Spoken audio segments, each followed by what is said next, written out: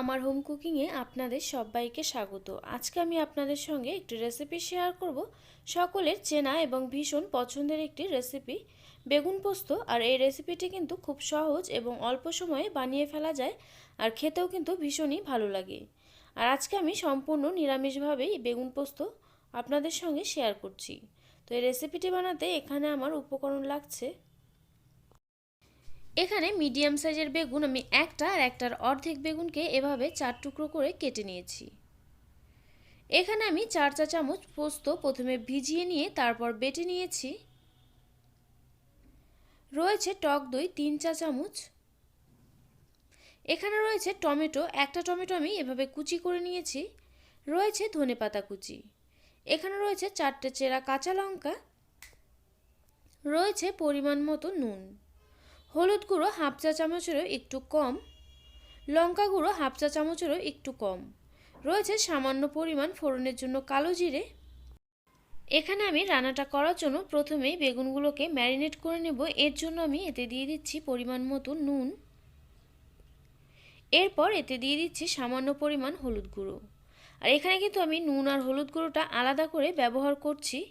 আর এভাবে নুন হলুদ গুঁড়ো দিয়ে এখন আমি হাত দিয়ে খুব ভালোভাবে বেগুনগুলোকে ম্যারিনেট করে নিচ্ছি। এখানে দেখুন বেগুনগুলো খুব ভালোভাবে ম্যারিনেট করা হয়ে গিয়েছে। এরপর আমি একটি প্যান বসিয়ে দিয়েছি, আর প্যানে দিয়ে দিয়েছি বেশ কিছু পরিমাণ সর্ষের তেল। আর এখানে আমি পুরো রান্নাটাই সর্ষের তেলে করছি।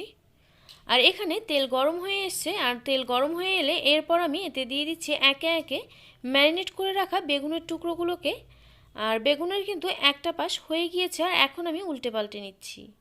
আর এভাবে কিন্তু উল্টে পাল্টে নিয়ে বেগুনের 3টে পাশে কিন্তু খুব ভালোভাবে একটু আমি ভেজে নেব।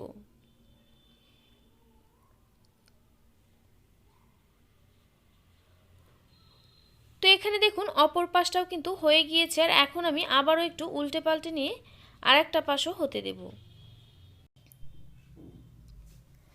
তো এখানে দেখুন বেগুনের কিন্তু 3টে পাশই খুব ভালোভাবে ভাজা হয়ে গিয়েছে, আর এখন আমি একটি প্লেটে তুলে নিচ্ছি। তো এখানে দেখুন তুলে নিয়েছি। বেগুনগুলোকে তুলে নিয়ে এখন আমি এ তেলেতেই রান্নাটা করব।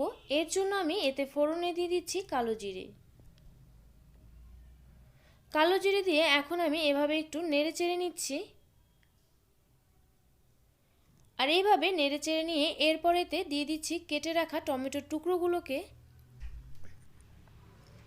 টমেটোর টুকরোগুলো দিয়ে এখন আমি এভাবে নেড়ে চেড়ে নিব 1 মিনিট মতো।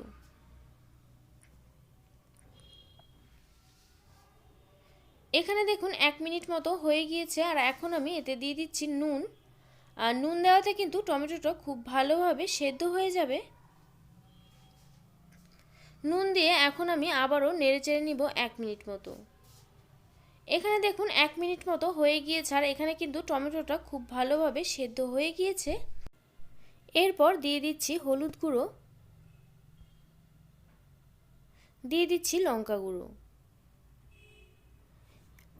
লঙ্কা গুঁড়ো হলুদ গুঁড়ো দিয়ে এখন আমি এভাবে নেড়ে চেড়ে নিয়ে আবারও হতে দেব 1 মিনিট মতো। এখানে দেখুন 1 মিনিট মতো হয়ে গিয়েছে, আর এখানে কিন্তু হলুদের কাঁচা গন্ধটা চলে গিয়েছে। এ সময় এতে দিয়ে দিচ্ছি টক দই। এরপর দিয়ে দিচ্ছি পোস্ত বাটা। আর এখানে কিন্তু আমি 3 ভাগের 2 ভাগ পোস্ত এখন ব্যবহার করছি, আর 1 ভাগ আমি পরে ব্যবহার করব। এভাবে টক দই আর পোস্ত বাটা দিয়ে এখন আমি আবারও এভাবে নেড়ে চেড়ে নিয়ে কষিয়ে নেব 2 থেকে 3 মিনিট মতো।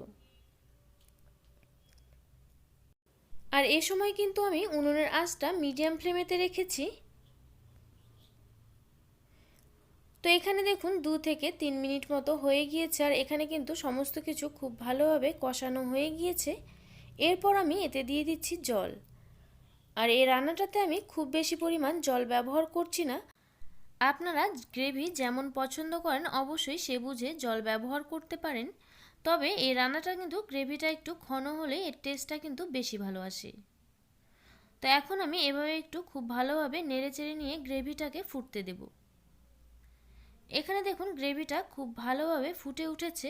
এ সময় আমি এতে দিয়ে দিচ্ছি বাকি যে পোস্ত বাটা ছিল সেটাকেও। পোস্ত বাটা দিয়ে এখন আমি আবারও একটু খুব ভালোভাবে নেড়েচেড়ে নিয়ে এভাবে মিশিয়ে নিচ্ছি। এভাবে মিশিয়ে নিয়ে এরপর আমি এতে দিয়ে দিচ্ছি একে একে ভেজে রাখা বেগুনগুলো দিয়ে এরপর আমি এতে দিয়ে দিচ্ছি চেরা কাঁচা লঙ্কা।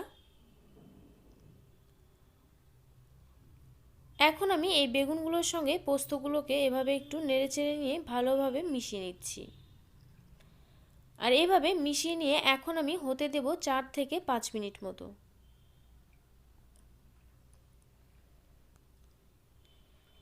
এখানে দেখুন 4 থেকে 5 মিনিট মতো হয়ে গিয়েছে আর এখানে কিন্তু গ্রেভিটা অনেকটাই ঘন হয়ে গিয়েছে। এ সময় এতে দিয়ে দিচ্ছি ধনেপাতা কুচি। আর এরকম নিরামিষ বেগুন পোস্ততে কিন্তু সামান্য পরিমাণ যদি ধনেপাতা কুচি দেওয়া যায় এতে কিন্তু এর রান্নাটার টেস্টটা অসাধারণ হয় আর এর ফ্লেভারটাও কিন্তু দারুণ আসে। ধনেপাতা দিয়ে এখন আমি খুব হালকাভাবে একটু এভাবে নেড়েচেড়ে নিয়ে মিশিয়ে নিচ্ছি। আর এভাবে নেড়েচেড়ে নিয়ে মিশিয়ে নিয়ে এখন আমি উনুনের আঁচটা লো ফ্লেমেতে রেখে হতে দেব আবার 2 মিনিট মতো।